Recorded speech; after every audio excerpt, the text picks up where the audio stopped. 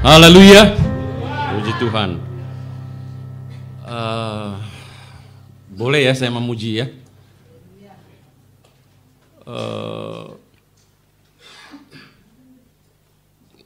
Kira-kira mendapatkan nggak apa selama kita memuji Tuhan, bagaimana Tuhan hadir di hati kita? Saya sungguh mendapatkan. Sebab kenapa? Yang memimpin puji-pujian tidak banyak berkomentar. Dia menyanyi dan menyanyi, memuji dan memuji, dan bahkan menyembah. Itulah yang dikehendaki oleh Tuhan di dalam kita memimpin kita sekalian di dalam memuji Tuhan. Ada banyak di tempat lain saya mendengar bagaimana setiap pujian dikomentari oleh renungan-renungan singkat. Ya, sehingga pada akhirnya yang membawakan firman juga kebingungan ya, sudah banyak yang disampaikan. Tapi ini luar biasa, Pantekosta benar, ya luar biasa. Saya gemeter ini ya, masalahnya saya rasakan sekali, gitu. Saya rasakan sekali.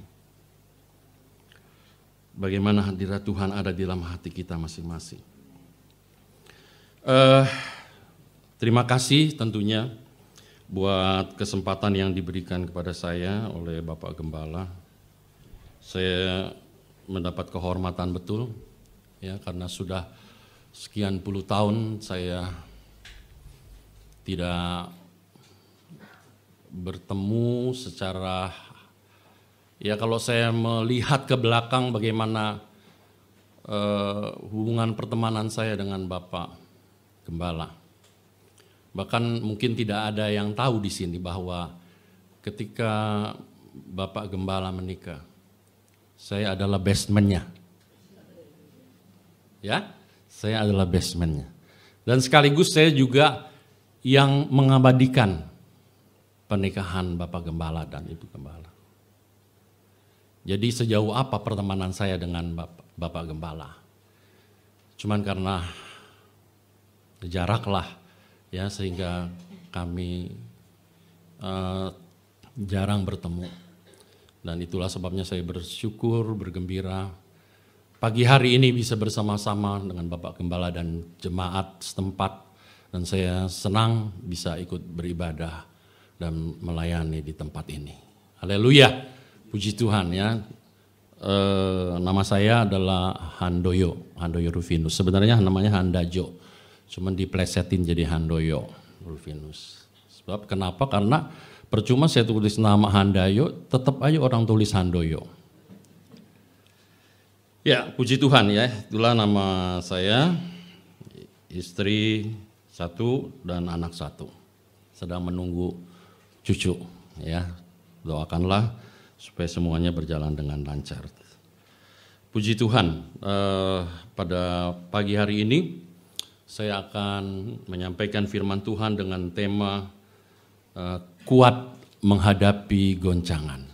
Ya, puji Tuhan, bukan secara kebetulan virus corona muncul, tetapi ini sudah saya siapkan dari waktu yang lama karena Bapak Gembala sudah menghubungi saya juga cukup lama. Kuat menghadapi goncangan. Setiap kita pasti pernah mengalami goncangan di dalam kehidupan ini. Goncangan yang berupa masalah penyakit mungkin, goncangan yang berupa masalah pekerjaan mungkin, bisnis kita mungkin ya, ataupun rumah tangga. Setidak-tidaknya ada kurang lebih 3 goncangan saja ya yang saya catat di sini. Ya saya pilih yang besar-besar saja ya untuk mengingatkan kita mengenai adanya goncangan. Yang pertama adalah bumi. Ya, bumi kita ini mengalami goncangan. Jadi bukan hanya manusia, tetapi bumi juga ikut mengalami goncangan. Ya, kita seringkali mendengar gempa di berbagai daerah atau negara.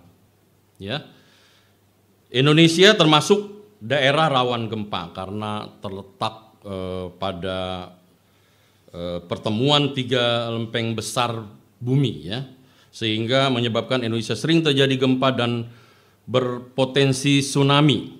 Nah, saya catat di sini ada beberapa, di antaranya adalah Aceh, ya, tanggal 26 Desember 2004. Ini termasuk gempa yang terbesar, ya, dengan magnitudo 9,3 skala Richter. Gelombang tsunami yang kita tahu semua setinggi 35 meter, ya, menghancur bulu lantakan kota Aceh dan menelan korban jiwa lebih kurang 160.000, ya, sangat banyak sekali. Kemudian ada gempa di Nias, ya. Saya tidak terlalu mendetail untuk menjelaskan yang berikut ini. Pangandaran, ya, Bengkulu, Mentawai, Lombok, dan Palu, ya, Palu dan Donggala itu tanggal 28 September 2018. Nah, ini agak unik, ya, sebab gempanya itu diikuti oleh fenomena tanah bergerak, ya, disebut likuifaksi, ya, likuifaksi. Jadi ada satu daerah namanya di Kelurahan Petobo mengalami tanah bergeser, ya, fenomena alam di mana permukaan tanahnya bergeser dan kemudian amblas, ya. Kita masih ingat itu dulu, ya, di mana di dalamnya itu ada rumah-rumah dan ada penduduk masyarakat kemudian yang amblas, terkubur hidup-hidup. Itu sangat mengerikan, ya. Banyak menelan korban jiwa juga. Dan terakhir adalah di daerah Sumur, Banten pada tanggal 2 Agustus 2019. Nah, itu beberapa catatan saya tentang gempa bumi yang terjadi di daerah Indonesia, ya, belum lagi terjadi di daerah-daerah lainnya. Nah, itu adalah bumi, ya, yang mengalami goncangan dan sangat mengerikan sekali bila itu terjadi. Dan beberapa waktu yang lalu, ya, Gunung Merapi juga ada semburan-semburan yang sangat mengerikan juga.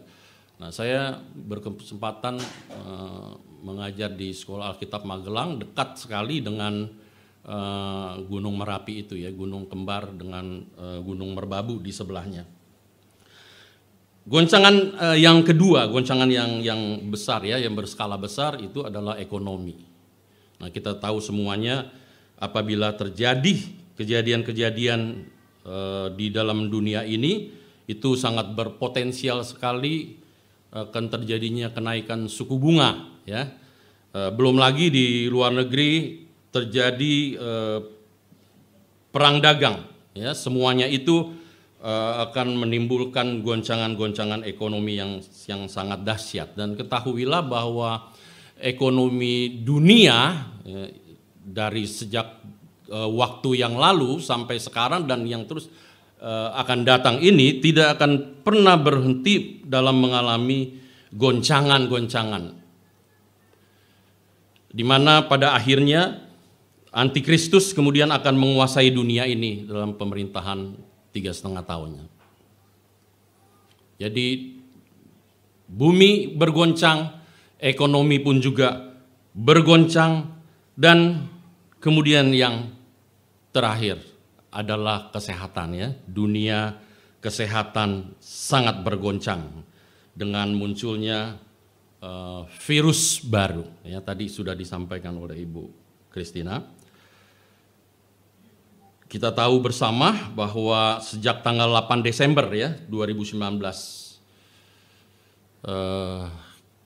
kita terguncang dengan munculnya sebuah virus baru yang bernama, dan sudah diresmikan namanya sekarang adalah COVID-19, ya.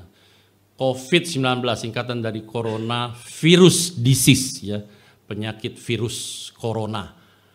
19-nya menyatakan tahun mulainya atau munculnya virus corona ini. Dan virus corona ini, ya, dikatakan sejenis dengan virus MERS dan SARS. Ya, saya tentu tidak akan mengemukakan mengenai soal virus ini bagaimana, karena mungkin saudara lebih tahu ya. Dan kita semua juga sudah mendengar berita-berita yang dilansir oleh media-media televisi dan juga koran-koran. Dan virus ini memang dia punya fenomenanya berbeda dengan virus-virus yang lain, dan ini fenomenanya sangat luar biasa, sangat mengguncangkan. Ya, apalagi tadi juga sudah disampaikan oleh Bapak Gembala, munculnya sudah mulai Indonesia sudah mulai masuk virus ini, dimulai dari 2 orang yang positif ya, kita sudah dengar beritanya. 2 orang ini positif tertular virus corona. Dan apa yang terjadi setelah berita itu dilansir, Kota Bandung ya siaga 1, Depok kemudian besoknya meliburkan anak-anak sekolah. Ya, di tempat anak saya bekerja juga begitu. Banyak orang tua tidak mengizinkan anaknya sekolah. Ya, jadi seperti agak kacau gitu ya, tergoncang. Ya, tadi Bapak David sendiri, Bapak Gembala tidak ngeh katanya ke supermarket, ataunya kok ramai sekali ya, ramai sekali. Ternyata begitu ada pengumuman langsung ketakutan itu muncul. Memang sebenarnya sih manusiawi sekali, tetapi nanti kita akan belajar dari firman Tuhan, bagaimana firman Tuhan mengajarkan kepada kita untuk menyatakan sikap kita terhadap virus corona itu. Jadi sekarang viralnya masalah viral masker ya, masker. Ada yang menggunakan kain saja ya, kain lap itu ditutup di situ untuk ini, terus kemudian ada masker macam-macam yang diciptakan sendiri gitu kan. Padahal sebenarnya menurut penyelidikan virus corona itu sangat kecil sekali. Jadi meskipun kita menggunakan masker N95 yang biasa itu sebenarnya tembus. Jadi sebenarnya kalau memang benar-benar kita dekat dengan yang sudah tertular itu ya kita tetap kena. Kalau tidak menggunakan masker yang benar-benar tertutup, sebab partikelnya sangat virusnya itu sangat kecil sekali. Saya jadi teringat waktu saya sedang membakar data yang sudah saya tidak gunakan, saya menggunakan masker itu tembus. Asapnya masuk.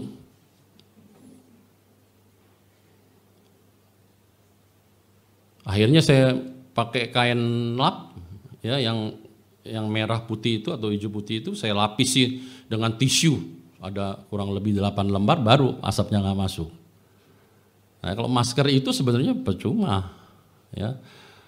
Masker dari perlindungan Tuhan yang baru benar-benar melindungi kita. Ya, nah itulah goncangan ya, karena tema yang saya akan sampaikan adalah kuat menghadapi goncangan. Nah itulah 3 goncangan dengan skala besar yang kita rasakan ya sampai saat sekarang. Sampai saat sekarang pun juga kemarin di Pasar Pramuka itu akhirnya pemerintah turut campur tangan, mengantri memang beli 1 tunjukkan KTP, mungkin karena terdaftar ya harus didaftar. Dan harganya cukup dengan membayar 125.000 sekarang ya. Jadi udah agak murah ya dibandingkan sebelumnya 300.000. Bahkan katanya saya dengar ada yang 1 juta beli masker itu. Luar biasa sekali ya pengaruhnya itu, waduh. Jadi kalau kita ikut-ikutan takut, ya kita termasuk yang menyebarkan pengaruh ketakutan itu. Dan pengaruh kekacauan itu. Ikut-ikutan memborong masker dan sebagainya. Biarlah tangan Tuhan saja yang melindungi dan menjaga kita. Ya, puji Tuhan.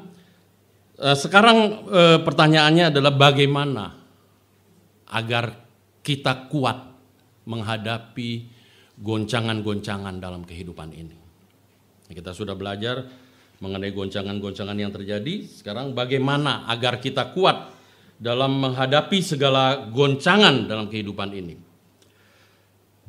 Ada 3 hal yang akan saya sampaikan.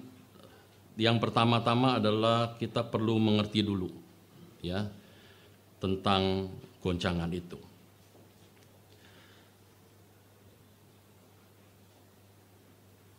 Topik pertama adalah orang yang berjalan sesuai dengan kehendak Tuhan. Bukan berarti dia akan bebas dari goncangan atau masalah. Jadi saya ulangi, orang yang berjalan dalam kehendak Tuhan, sesuai dengan kehendak Tuhan, bukan berarti dia bebas dari goncangan atau dari masalah. Ya, coba kita baca Markus pasal 4 ayat 35 sampai 37. Perikopnya adalah angin ribut diredahkan.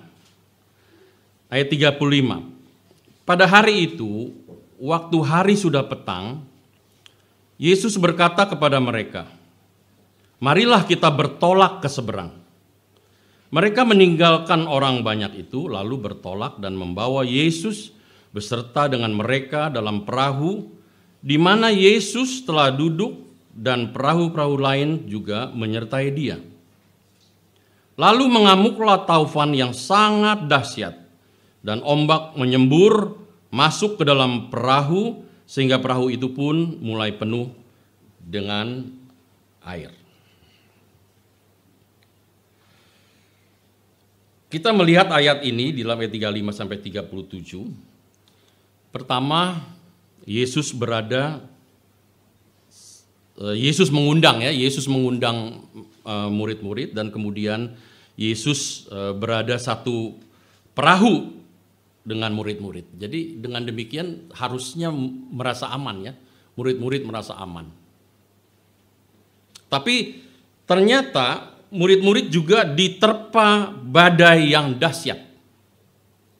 Ya, diterpa oleh taufan yang dahsyat. Nah, ini kita perlu pahami bahwa ketika kita melangkah sesuai dengan kehendak Tuhan, ketika kita sudah mempersilahkan Tuhan untuk hadir dalam perahu kehidupan kita, bukan berarti hidup kita itu tidak akan pernah mengalami ancaman. Ya, buktinya murid-murid Yesus ada bersama dengan Yesus. Tetapi kenapa bisa terjadi adanya goncangan yang berupa taufan yang dahsyat itu? Nah, dari sini kita belajar apabila kita menghadapi goncangan, maka kita harus memiliki cara pandang yang benar. Ya, pertama kita sepakat dulu bahwa bukan mentang-mentang kita bersama Yesus tidak ada goncangan. Tetap ada goncangan. Buktinya murid-murid yang seperahu dengan Yesus menerima taufan yang sangat dahsyat sehingga menggoncangkan iman mereka. Ya, nanti kita sampai pada ayat-ayat berikutnya. Yang perlu kita pelajari di sini adalah bagaimana kita memiliki cara pandang yang benar apabila terjadi goncangan. Nah, seperti sekarang terjadi goncangan tentang kesehatan, ya, di mana sekarang yang ada dalam pikiran kita ini dari pagi sampai tidur lagi adalah tentang virus corona. Hati-hati virus corona. Hati-hati kalau ketemu di keramaian, ya, pakai masker. Dan bahkan sekarang katanya kalau salaman ya cukup dengan begini saja, ya, tangan jari kita ditaruh di dada, gitu. Kayaknya sih sebenarnya apa ya, jadi lucu gitu keadaannya. Biasa salaman, biasa cipika-cipiki, sekarang nggak perlu katanya, cukup menyilangkan tangan kita di dada. Saking parnonya. Nah, kita harus memiliki cara pandang yang benar, dan yang akan saya sampaikan ini silahkan menilai yang mana yang benar. Yang pertama adalah ada goncangan atau ada masalah yang dikarenakan kesalahan kita sendiri. Nah, kita harus tahu itu. Ya memang kalau seandainya kita sudah kemudian dekat ya bersama-sama dengan orang yang sudah tertulari itu, ya kita harus tahu ya, saya punya hikmat dong tentunya. Tapi kalau terhadap orang yang kita tidak curigai dia sakit, masa kita harus menjaga diri kita, memblok diri kita seakan-akan kita lebih bersih dari dia, gitu kan? Nah, itu harus memiliki hikmat ya. Jadi yang pertama, ada goncangan atau masalah karena kesalahan kita sendiri. Nah contohnya istri Lot, ya dia sudah diperingati jangan nengok ke belakang, tapi dia teringat harta bendanya mungkin, terus dia nengok ke belakang, jadilah dia tiang garam. Contoh yang lain lagi, kalau kita naik motor, kan kita harus pakai helm kan? Nah ini nggak pakai helm ditangkap oleh polisi. Kesalahan siapa? Kesalahan kita sendiri. Dan bahkan ada yang lebih konyol lagi ya, mungkin kita tidak pernah melakukan. Kita naik kereta api, ya, tapi kemudian kita duduk di atapnya kereta api itu konyol namanya ya. Ada yang banyak yang mati karena kesalahan mereka sendiri ya, tidak sadar bahwa terlalu dekat jaraknya dengan batasan yang kereta api itu lewat sehingga mereka kena hantam. Ya, itu kesalahan diri sendiri. Nah, jadi contoh-contoh yang tadi saya berikan adalah hal-hal yang bisa menjadikan kita semua terguncang, mengalami masalah berat, tapi semua itu karena kesalahan yang dibuat oleh diri kita sendiri. Nah yang kedua, ada goncangan atau masalah karena Tuhan mau memakai kita menjadi alat kemuliaannya. Nah ini yang sering terjadi kemudian tidak kita sadari. Ya, saya bawa melihat contohnya dalam Yohanes pasal 9 ayat 1-3 ya. Judul perikopnya adalah orang yang buta sejak lahirnya. Waktu Yesus sedang lewat, ia melihat seorang yang buta sejak lahirnya. Murid-muridnya bertanya kepadanya, "Rabi, siapakah yang berbuat dosa? Orang ini sendiri atau orang tuanya? Sehingga ia dilahirkan buta." Jawab Yesus, "Bukan dia dan bukan juga orang tuanya. Tetapi karena pekerjaan-pekerjaan Allah harus dinyatakan di dalam dia." Amin, haleluya. Nah, kita seringkali terlalu cepat berkomentar. Kalau orang terkena masalah, terkena musibah, terkena goncangan, kemudian kita mengatakan pasti ada sesuatu. Ya. Pasti ada kesalahan yang sedang dibuatnya. Tidak semua kejadiannya seperti itu, Bapak Ibu. Tidak semua. Bahkan sebagian besar adalah di mana Tuhan ingin melalui masalah goncangan itu kita belajar bagaimana Allah dipermuliakan. Itulah yang ingin dinyatakan oleh Tuhan. Nah, golongan yang kedua ini di mana ada goncangan atau masalah yang terjadi karena Tuhan mau memakai kita menjadi alat kemuliaannya. Anak muda yang buta matanya ini. Murid-murid bertanya, siapa yang berbuat dosa? Orang ini sendiri atau orang tuanya? Ya, disangkut pautkan kepada masalah latar belakang. Yaitu yang sering kita perkatakan kepada orang lain yang sedang mengalami goncangan atau masalah. Tetapi Yesus bilang bukan. Ya, bukan dia dan juga bukan orang tuanya. Tapi karena pekerjaan-pekerjaan Allah harus dinyatakan di dalam dia, ya. Karena Tuhan mau memakai seseorang yang terkena masalah itu untuk menjadi alat kemuliaannya. Kita masih ingat cerita tentang Yusuf, ya, bagaimana Yusuf dijolimi oleh saudara-saudaranya. Pertama dia dijual kepada saudagar Midian, kemudian dia dijual kepada Om Potifar, ya, kepala pengawal raja.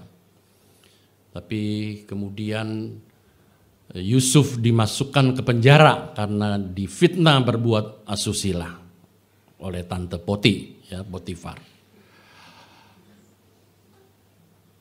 Nah, kita melihat bagaimana Tuhan membawa Yusuf step by step melalui goncangan-goncangan yang dia alami untuk sampai kemudian menghadap Firaun, Raja Mesir. Di mana kita tahu bahwa akhirnya Yusuf menjadi orang kedua di Mesir. Untuk sampai ke situ ada langkah-langkah proses yang Yusuf alami. Dan itu membuat dia mempunyai falsafah yang sangat luar biasa. Orang lain yang menjolimi dia atau saudara-saudaranya yang menjolimi dia sangat ketakutan, ya, akan perbuatannya sendiri. Tapi apa kata Yusuf? Kalau kita baca dalam Kejadian 50, ya, ayat 20.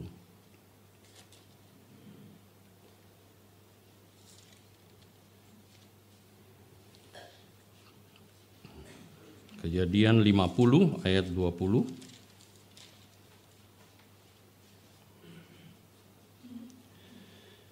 Dalam ketakutan saudara-saudaranya, Yusuf berkata, ya, memang kamu telah mereka-rekakan yang jahat terhadap aku, tetapi Allah telah mereka-rekakannya untuk kebaikan, dengan maksud melakukan seperti yang terjadi sekarang ini, yakni memelihara hidup suatu bangsa yang besar. Haleluya! Bukankah Yusuf telah menjadi alat untuk kemuliaannya Tuhan?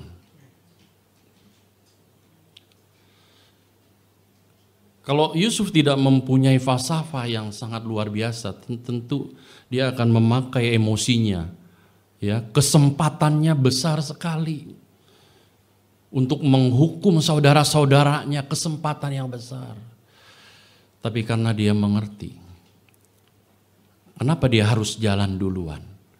Kenapa dia harus alami masalah-masalah itu semua untuk memelihara suatu bangsa, termasuk ayah dan saudara-saudaranya. Itu yang dimengerti oleh Yusuf.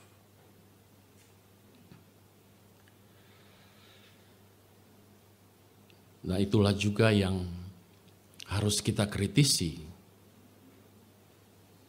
ketika kita menghadapi goncangan atau masalah. Jangan cepat menyalahkan, ya, seseorang dari latar belakangnya. Bisa saja ke arah situ, tetapi tidak harus melulu semuanya ke situ. Kita harus berpikir bijak bahwa apa yang terjadi di dalam kehidupan kita, goncangan yang terjadi dalam kehidupan kita, masalah yang terjadi dalam kehidupan kita bisa menjadi alat untuk memuliakan Tuhan. Itulah yang harus kita pelajari dalam bagian yang kedua ini. Setelah kita mengerti, ya, bahwa kita harus memiliki cara pandang yang benar dalam menghadapi goncangan. Nah, cara pandang yang ketiga adalah goncangan yang terjadi karena Tuhan mau melatih kita untuk percaya. Coba kita baca Markus 4 ayat 40. Lalu ia berkata kepada mereka, "Mengapa kamu begitu takut? Mengapa kamu tidak percaya?" Ya, itu yang dikatakan. Murid-murid merasa takut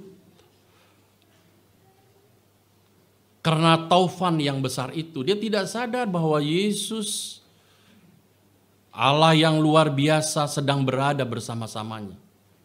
Kadangkala kita melihat suatu masalah dari permasalahan itu, ya, bukan dari bahwa Yesus adalah segalanya yang akan melindungi kita. Karena kita melihat permasalahan itu dari permasalahannya, maka kita menjadi lupa akan Yesus.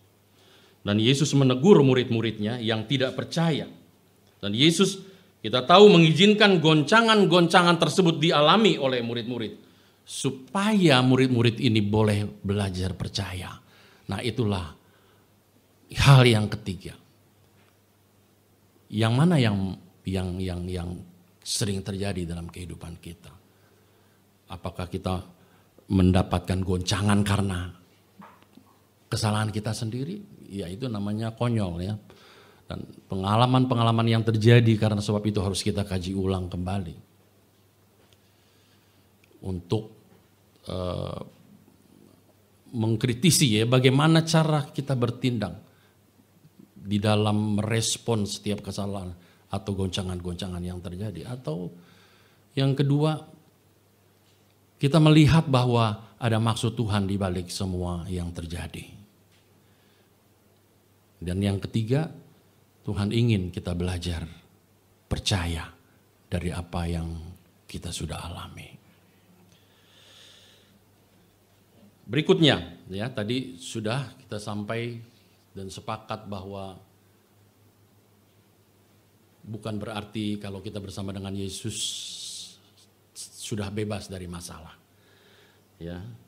Dan yang kedua, ya, untuk supaya kita menjadi kuat dalam menghadapi goncangan adalah memiliki sikap yang benar. Kita lihat Markus 4 ayat 38. Pada waktu itu Yesus sedang tidur di buritan di sebuah tilam. Maka murid-muridnya membangunkan dia dan berkata kepadanya, "Guru, guru," ya. Mungkin sampai menggoncangkan tubuhnya Yesus. "Engkau tidak peduli kalau kita binasa." Nah, bayangkan. Murid-murid memiliki sikap yang negatif, ya. Dengan menyalahkan Tuhan bahwa Tuhan tidak peduli kalau mereka binasa. Nah, lupa semua apa yang mereka alami bersama dengan Yesus itu lupa. Karena mereka melihat permasalahannya, ya, permasalahan. Mereka tidak melihat di luar dari permasalahan itu ada yang sedang mengawasi dan ada yang siap melindungi kita. Tidak melihat itu semua. Karena mereka melihat permasalahannya. Permasalahan itu cuma suatu alat. Kitalah yang harus mengendalikan permasalahan itu.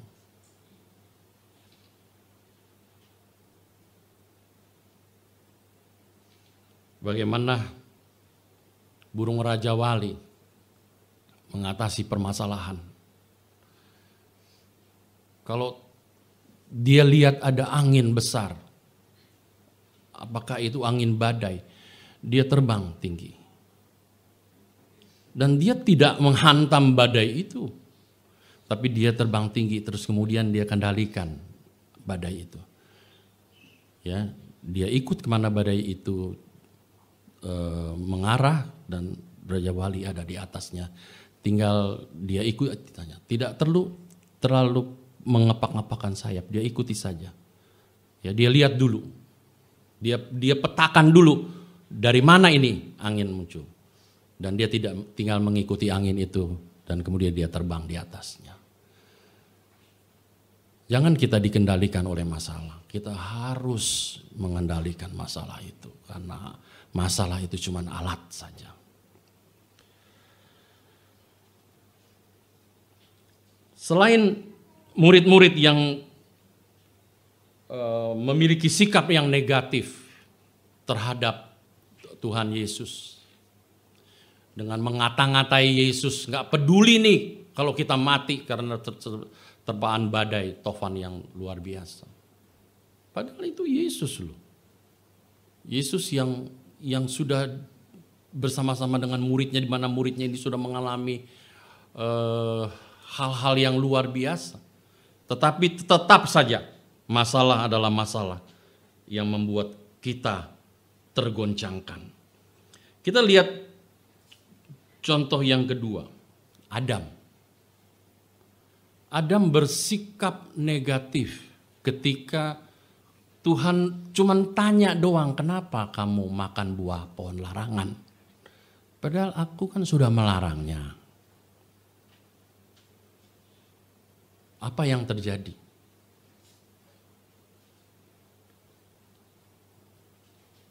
Adam tidak melihat dengan cara pandang yang benar bagaimana dia harus berkomentar atau menyikapi pertanyaan dari Tuhan itu. Kita lihat dalam Kejadian pasal 3 ayat 11 sampai 12. Firman-Nya, siapakah yang memberitahukan kepadamu bahwa engkau telanjang?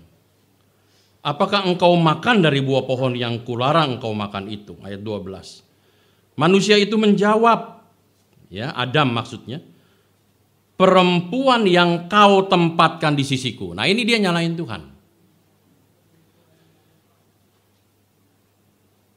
Dan sekaligus menyalahkan istrinya sendiri.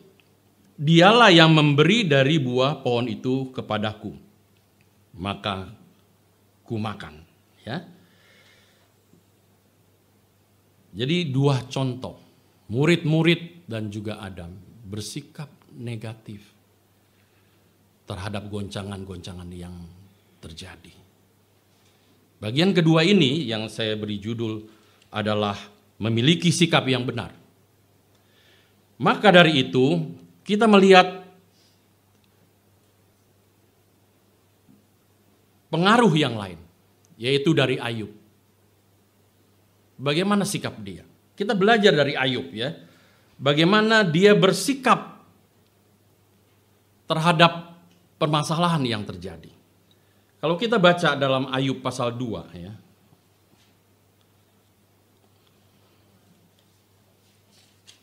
Ayub pasal 2 ayat 9 sampai 10.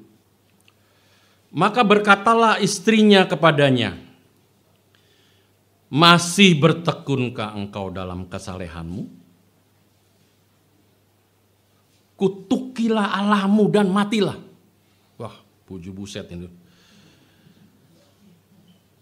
Tetapi jawab Ayub kepadanya, engkau berbicara seperti perempuan gila. Apakah kita mau menerima yang baik dari Allah tetapi tidak mau menerima yang buruk? Dalam kesemuanya itu Ayub tidak berbuat dosa dengan bibirnya. Nah, kita belajar dari Ayub.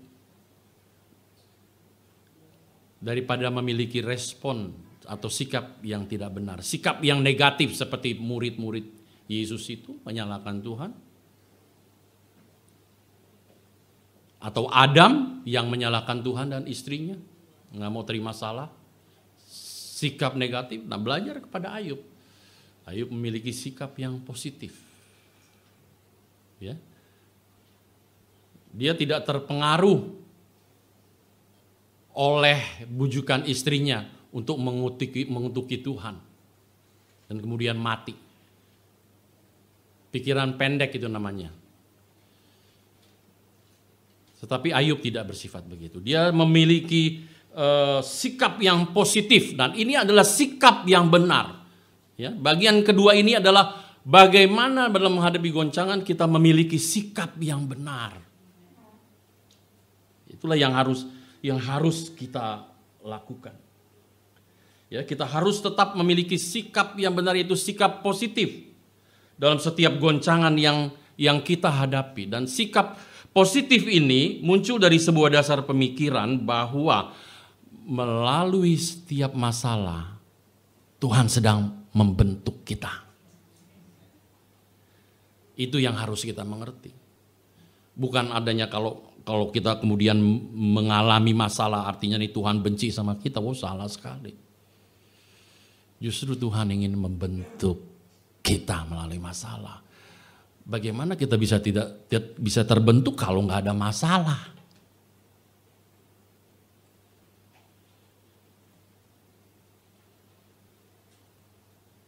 Dengan ada masalah, kalau kita mengerti dan tahu bahwa Yesus itu adalah luar biasa Allah yang senantiasa menyertai kita, melindungi kita ya.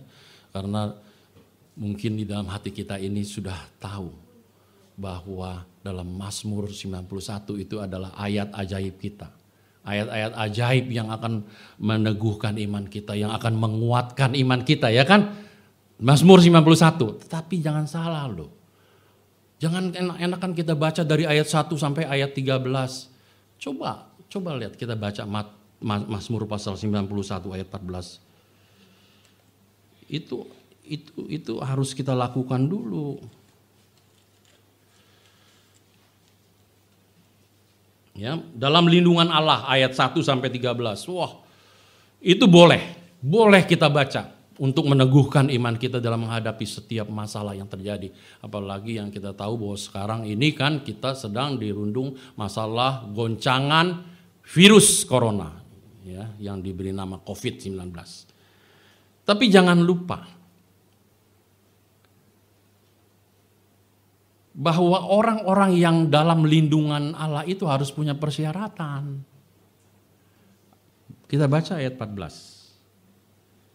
Ya, ayat 1 dan 13-nya kita tahu bahwa apapun juga kita semua tetap di dalam lindungan Allah. Ya, tetap dalam perlindungan Allah.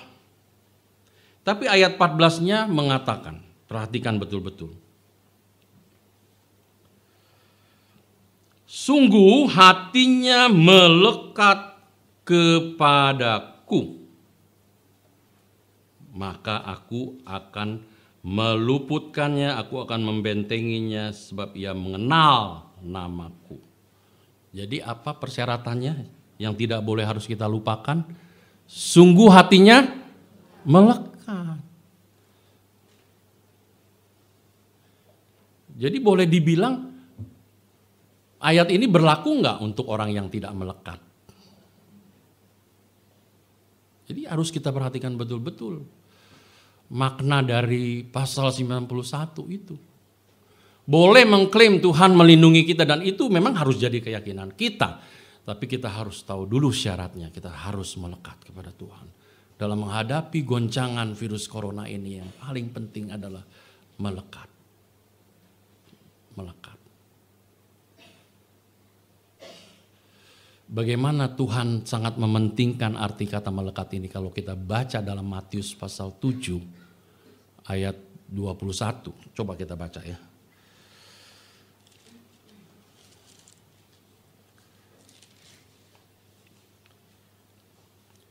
Ayat 21 ya, Matius pasal 7 ayat 21. Bukan setiap orang yang berseru kepadaku, Tuhan, Tuhan, akan masuk dalam kerajaan sorga, melainkan dia yang melakukan kehendak Bapakku yang di sorga.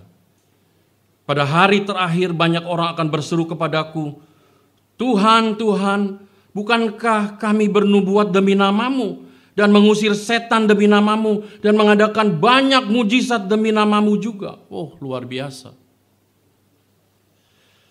Ayat 23, pada waktu itulah aku akan berterus terang kepada mereka dan berkata, aku tidak pernah mengenal kamu. Enyahlah daripadaku kamu sekalian pembuat kejahatan. Kalau dalam terjemahan bahasa Indonesia kita tidak melihat arti yang lain, arti yang lebih dalam daripada aku tidak pernah mengenal kamu. Tapi kalau kita lihat dari bahasa aslinya, mengenal ini disalin dengan arti dengan kata ginosko. Ginosko itu adalah bicara tentang kelekatan seperti suami istri.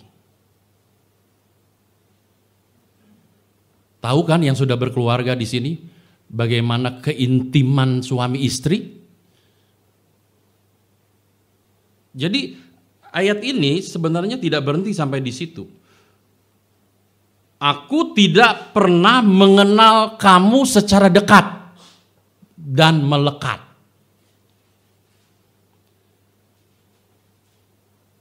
Jadi gimana? Kita bangga dengan pelayanan kita.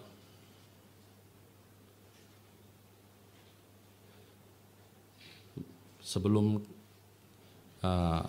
masuk dalam ibadah penyembahan, saya ada bicara dengan Bapak Gembala. Kurangnya penyembahan dalam ibadah-ibadah yang digagas oleh majelis daerah. Baru 5 menit sudah berdiri. Di sini kurang lebih 15 menit kita harus bersekutu dengan Tuhan. Mengadakan waktu untuk dekat kepada Tuhan. Dan ketika kita merasa bahwa hubungan kita kepada Tuhan seperti suami istri, intim dengan Tuhan, maka di situ kita melekat. Orang yang tidak dekat, tidak berusaha dekat, tidak berusaha melekat, luar biasa Tuhan bilang, nyah, keluar, aku tidak mengenalmu secara dekat, tidak mengenalmu secara intim. Itu kelanjutannya, itu yang dalam bahasa aslinya. Maka kita ngeri juga loh. Kalau kita baca terjemahan bahasa Indonesianya ya biasa aja, tapi ketika kita lihat bahasa aslinya, waduh, ternyata itu yang menjadi syarat supaya Tuhan berkenan kepada kita. Nah, mungkin kalau di jemaat sini saya tidak perlu mengajarkan bagaimana kita harus dekat dan melekat, tapi saya perlu menandaskan itu supaya kita pun menjadi saksi bagi orang lain.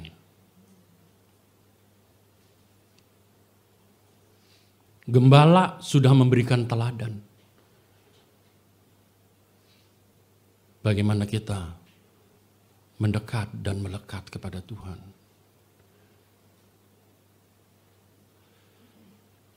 Jemaat Efesus dibilang engkau jatuh ke tempat yang sangat dalam kalau kamu tidak bertobat. Karena kenapa? Sudah lupa akan kasih mula-mulanya, ya kan? Tapi kalau kita lihat dalam bahasa aslinya, kasih mula-mula itu disalin dengan kata the best. Yang terbaik yang dia berikan, tapi kasih itu hilang.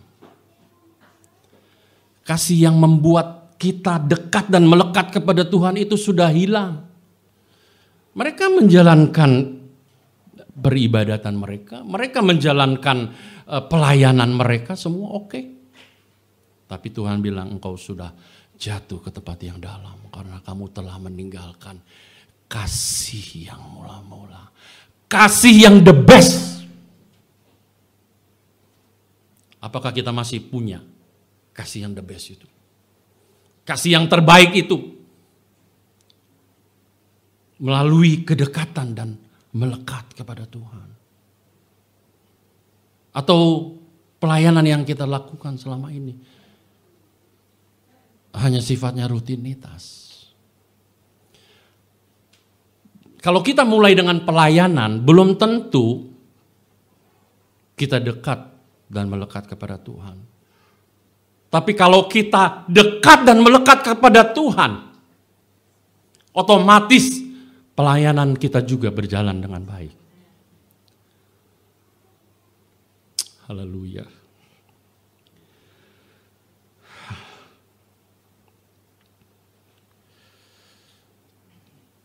Tuhan Yesus tolong kita semuanya. Hal yang ketiga yang harus kita lakukan supaya kita kuat dalam menghadapi goncangan adalah tanamkan di hati kita dan pikiran kita bahwa kuasa Allah tidak pernah berubah. Kuasa Allah tidak pernah berubah. Haleluya. Kita melihat dalam Ibrani 13 ayat 8 di sana dikatakan Yesus Kristus tetap sama baik kemarin, hari ini dan selama-lamanya. Tuhan Yesus dan kuasanya tidak akan pernah berubah. Itu yang harus kita yakini. Kalau kita tidak yakin ya percuma. Seperti tadi juga Ibu Kristina bilang, kalau puji-pujian kita tidak tembus ke atas percuma. Ya, kita harus yakin bahwa Tuhan Yesus kita adalah Tuhan Yesus yang punya kuasa yang tidak akan berubah kemarin, hari ini, dan selama-lamanya. Haleluya.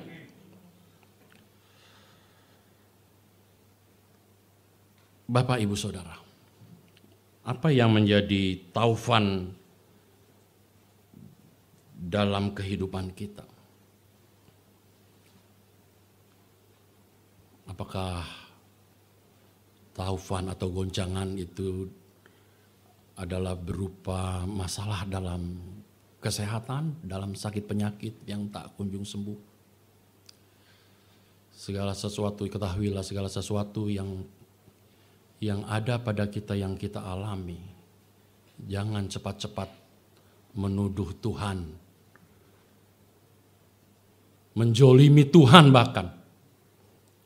Selalu ingat bahwa Tuhan juga mau menjadikan kita menjadi alat kemuliaan-Nya melalui sakit penyakit kita.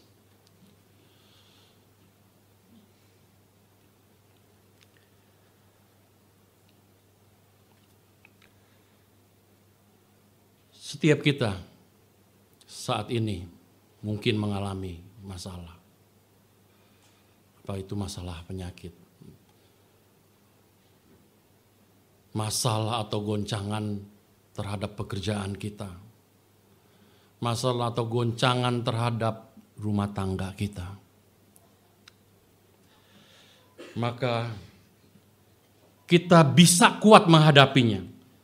Pertama, menyadari bahwa di dalam kita berjalan bersama dengan Tuhan, kita harus sadari bahwa kita tidak bebas dari goncangan, ya kan? Sebab kalau kita merasa sudah bersama dengan Tuhan, kemudian kita bebas dari goncangan, itu artinya zona aman, ya. Kita tidak siap kalau seandainya sesuatu terjadi, dan kemudian itulah sebabnya kita selalu menyalahkan Tuhan. Tuhan, bangun. Emangnya engkau tidak peduli? Saya ini, kita ini semua ini mau mati ini gara-gara Tovan. Nah, Tuhan disalahin. Tuhan, kau jahat. Aku sudah berdoa beribuan kali tapi Tuhan tidak mengabulkannya. Nah, itu Tuhan dizolimi sama kita. Kita harus sadari bahwa ketika kita bersama dengan Tuhan, ketika kita satu perahu dengan Tuhan, bukan berarti tidak ada masalah, ya. Kita harus mengerti itu. Dan yang kedua, kita harus mengerti kalau masalah itu terjadi, kalau goncangan itu terjadi, karena Tuhan ingin kita menjadi alat kemuliaan-Nya, siapapun dan apapun. Kita sudah menjadi alat kemuliaan-Nya Tuhan. Yang terakhir, kita harus mengerti, ya, bahwa kuasa Tuhan tidak pernah berubah, ya, dari kemarin, hari ini, dan selama-lamanya kuasa Tuhan tidak akan berubah. Puji Tuhan, saya selesaikan sampai di sini saja firman Tuhan.